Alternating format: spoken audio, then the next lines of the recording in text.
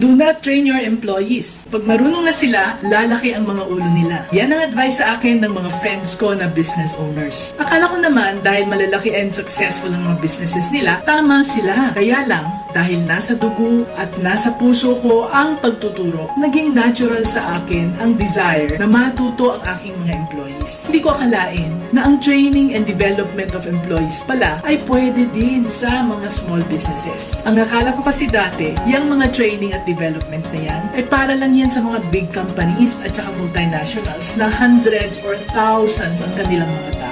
Pero, nang nag-offer ako ng mga workshops at seminars sa mga tao ko, what I saw was that ang laki pala ng improvement ng skills at knowledge nila. Naging mas efficient pa silang magtrabaho at mas confident sila sa mga ginagawa nila. And, ang productivity ng team, sobra! Noon ko natutunan na kahit maliit lang ang budget, pwede pa rin mag-invest sa training and development para mas madaling mag-grow ang business natin. Basta may employees na pala tayo, kahit na isa pa lang, pwede na tayong mag-umpisa.